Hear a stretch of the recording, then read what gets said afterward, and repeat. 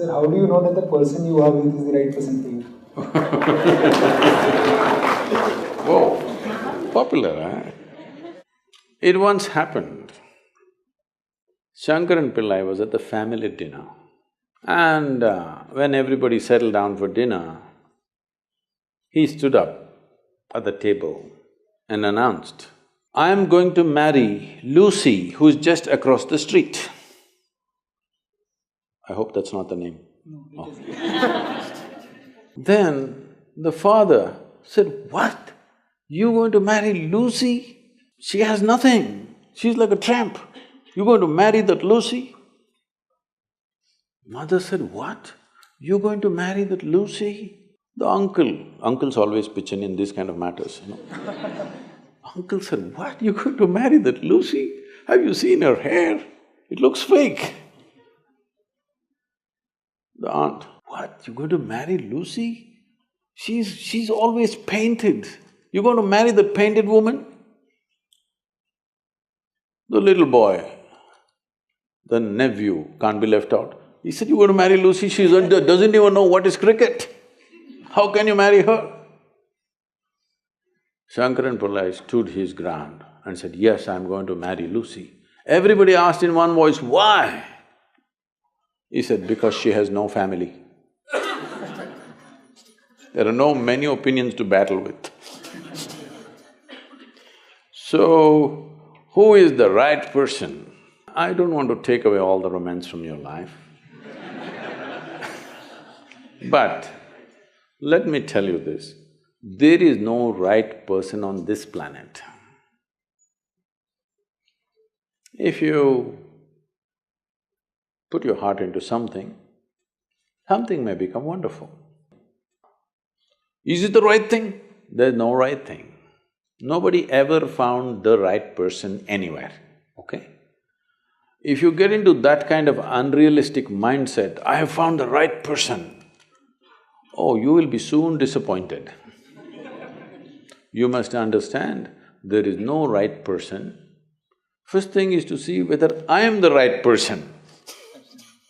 Yes, am I the right person? And there are no right people on this planet. If you understand, you have your nonsense, they have their nonsense, we can adjust nonsense. Go on. We must understand relationships are formed for various needs. There are physical needs, there are psychological needs, there are emotional needs, there may be social needs, there may be financial needs, various kinds of needs. So when you're going to somebody with so many needs, you're going as a beggar, and a beggar cannot choose. Hello? Beggar eat what comes his way, isn't it? He cannot choose. So, if you really want to make a choice in this world, first and foremost thing is, you bring yourself to your place where your experience of life is just pleasant by yourself. You're wonderful. Now, let us see what gets drawn to this one. If you're really wonderful, things will happen in every way, I'm saying. In terms of career, in terms of marriage, in terms of relationships, the best will happen to you because you made yourself like this. Instead of trying to work on somebody and fix them, if you work upon yourself and make you so wonderful that everybody wants to be with you, then there is a choice.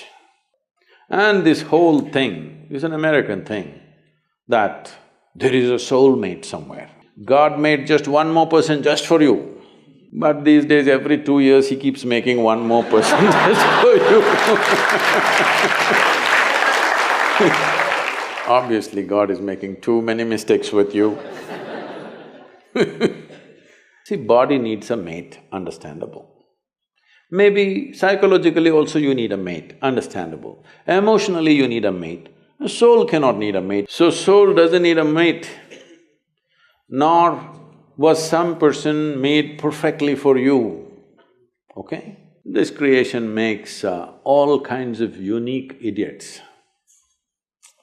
If you understand you are one kind of idiot and the others are different kind, you will understand their nonsense because you know you got your stuff. If you think you're perfect and God has chosen you and He's made another person perfect somewhere else, you're heading for a disaster, okay?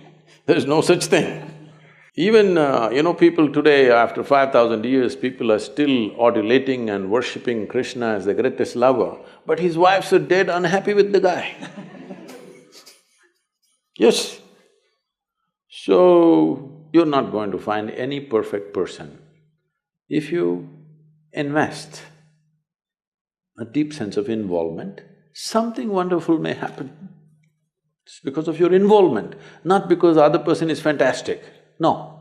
Even if you choose a fool, actually it's easy that way. If they're not stupid, why would they come to you first of all? No, I'm just being nasty. So, even if you choose a fool, it doesn't matter. If you involve yourself, it can turn out very beautiful. You chose the smartest person in the universe, it could be a disaster.